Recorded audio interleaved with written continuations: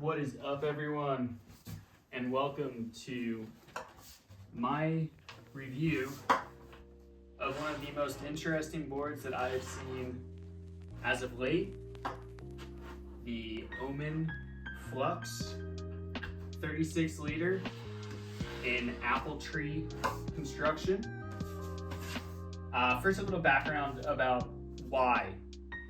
So I finally realized that surfing in a 5mm with boots and gloves sucks. And I just came to the realization that I need to actually ride some bigger boards. My paddling was really lacking, my pop-up was having issues, and I was looking for something that was gonna kind of help out in those two ranges. And I love the idea of the mids, and I think that they are super cool, but I still wanted to keep something underneath that 4-5 range. Originally, I was going to actually go lower than 30 liters. I was looking to get a 25 liter board, and I never thought that I would ride something in this 36 liter as a prone board itself. But I gotta say, well, you'll see. So first, a few things about the board itself that I found super interesting, and this is kind of why I geeked out and decided to go for it. It's got this wingboard template style mini Simmons situation going on with it. It's very thick in the rails. It's very thick through the tail, it's very flat through the tail, and it has these really big chines. And from what I've been told, the chines on this board really help with taking off not only wing powered, but also in paddling. And that just seems super legit to me. Wider outline, I've never used a board with such a wide tail. Usually my tails really come in, but all in all, just wanted to really try something different. But I've been seeing a lot of people using these as prone, and not too far off of the literage that this is. And I'm seeing big names, some good dudes riding these really thick tails, and that's exactly what this is.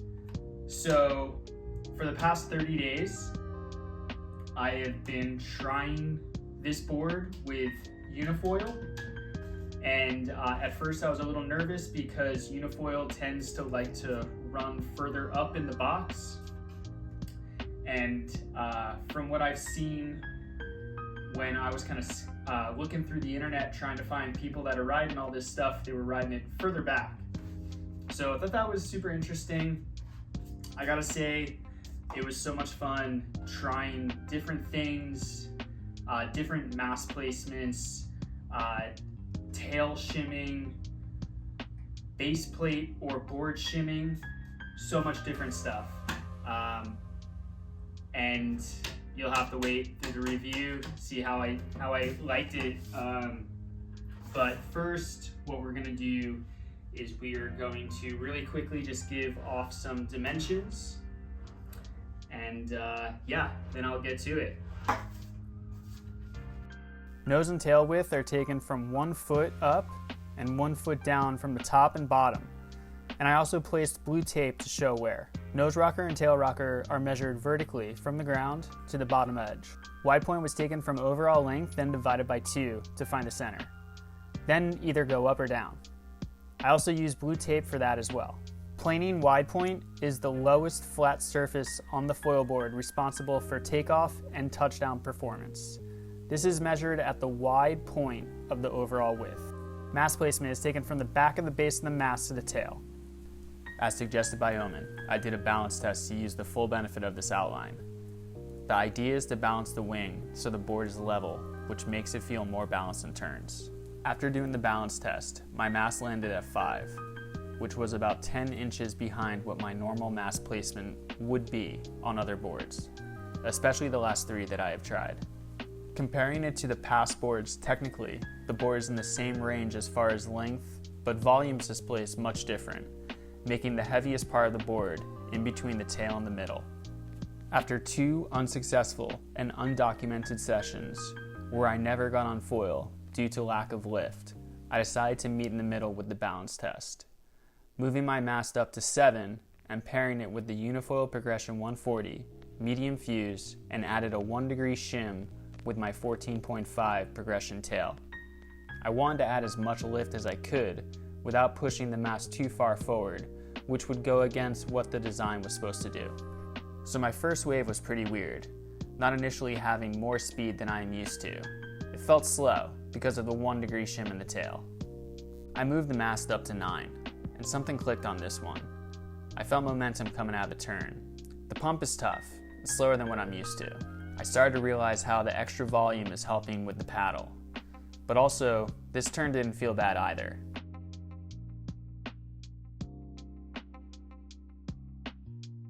As I got more comfortable moving my feet further back, I really started to notice the momentum going down and across the wave. At this point, I'm tired and my pop-up is getting a little lazy. With that said, I have never been able to coast in the flats, then pop up and get on foil. It felt pretty good about this turn too. Right about now, I started to realize I made the right decision to check this board out. The planing area is allowing me to stay with the speed of the wave, and when it's ready to get on foil, it just does. I realized being further back meant all the weight is under my feet, and it felt much more stable and faster even with a 1-degree shim. At this point, I also realized that I need to adjust my pump as well. A little factor with the tail shim is this board is definitely running a little nose up. I then moved the mast a little more, and it made it feel a little twitchy. In general, I had a hard time keeping the foil in the water. So a few takeaways from this first session. Pros: plenty of room for pop-up mistakes, more pivot and turns, the closer the stance, the better the turn, more speed through turns, and in general, trim speed being higher. Cons: hard time keeping the mast up high. Even though it's wide, it's very rail sensitive. Hard to paddle at times since it's tail heavy. My second session, I tried some different stuff. I decided to keep the Progression 140 wing and the medium fuse, but I went down to a 0.5 shim and tried the Progression 13.5 tail. I also decided to go down to 8 on the mast and added a 1-degree board shim, nose down, or thick part in the back. My first wave felt really good. Quick and easy pop-up, good pump, and balanced in turns. And when I touched down, I popped up really fast.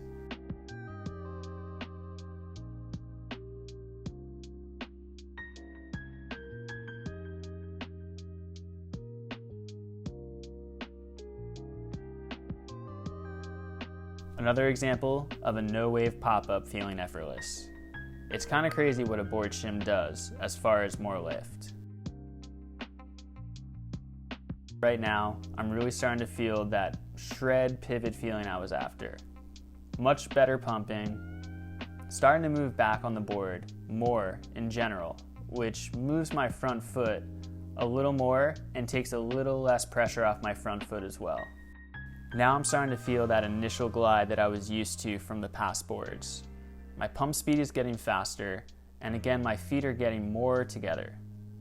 Issue is now I have a little too much lift in my turns, and the board is breaching. So I decided to ditch the board shim and push the mast back to 9.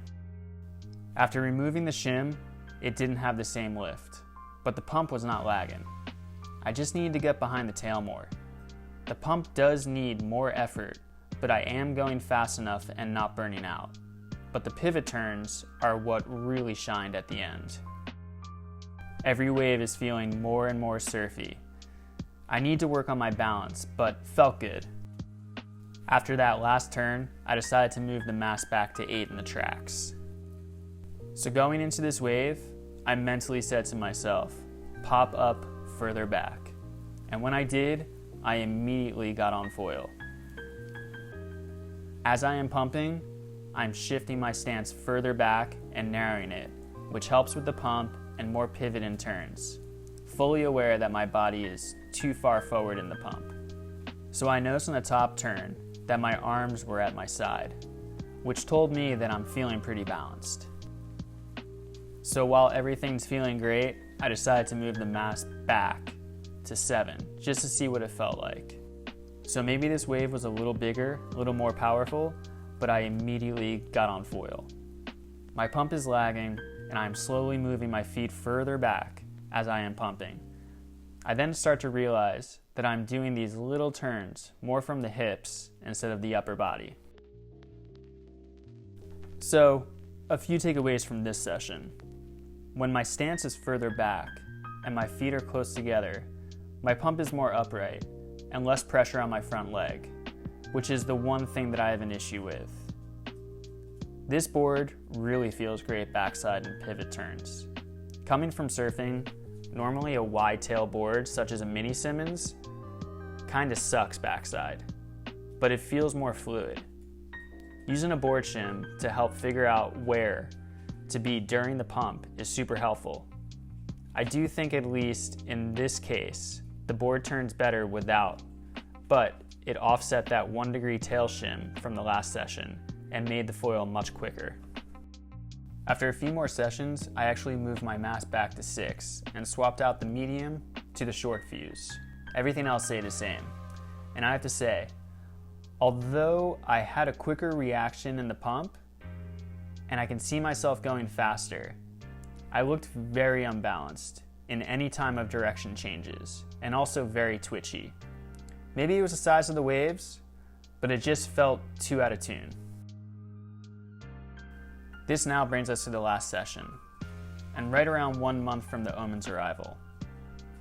I wasn't expecting any waves, and Surfline forecasted 0 to 1, but I kept an eye on the camera anticipating a little something.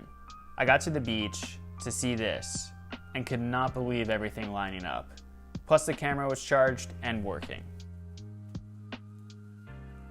This is my first wave, and a little squirrely on the takeoff. New gloves, 28-degree weather, has had my body a little stiff, but I quickly warm up with the pumping. So at this point, my pump has changed drastically from the first session. I'm more upright, and as much as I still swing my arms, I'm doing it a little less. I ran the 140, but probably should have ridden the 170 today. But little turns are just too much fun with this new setup. This wave was most likely my best out of the whole session. I mean, did this wave break? Everything felt balanced, in pump, and in direction change.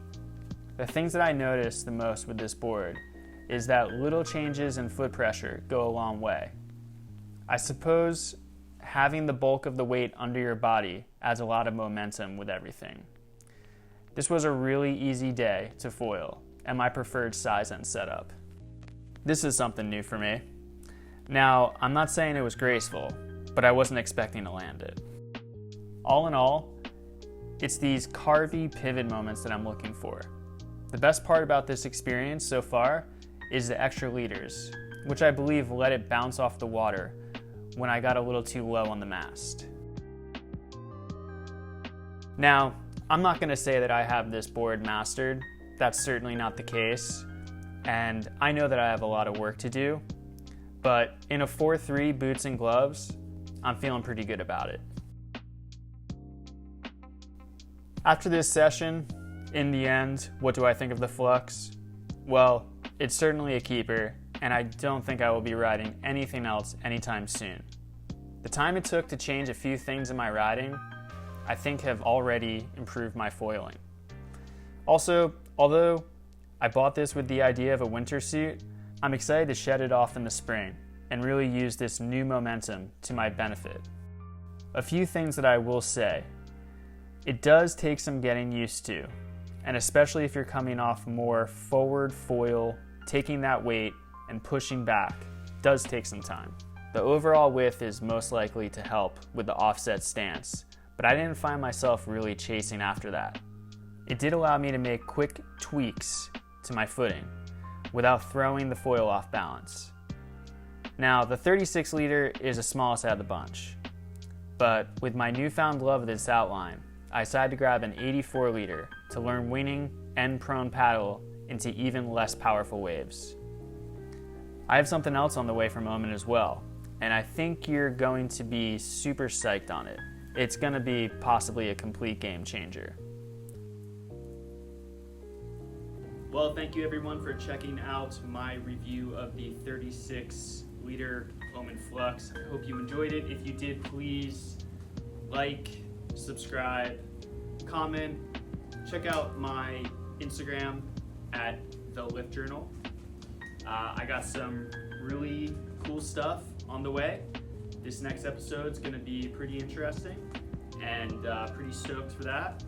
And lots of good things. Go get on foil. Later, guys. What's up, everyone? My name is Dave Sincox from New Jersey, and I am beyond stoked on the Monera foil bag. Besides it being super durable with its polyester waterproof outside and padded UV inside, there are 3 features that really stand out to me in the design of this bag. The first is the overall width of the outline that allows me to not only fit my board, but also my whole setup broken down, making it super easy to bring it from the garage to the beach. The second feature is the outside access Velcro pocket, which I really dig because I like the idea of some padding between my board and my foil tools. They also designed it big enough to carry my phone, keys, GoPro, a few extra tails, shims, and tools to swap out gear on the beach. The third feature is the mask slot and Velcro closure at the tail. This allows me to easily remove the setup foil from the bag without the use of zippers on each side. Remember, when that tide is dropping, every second counts.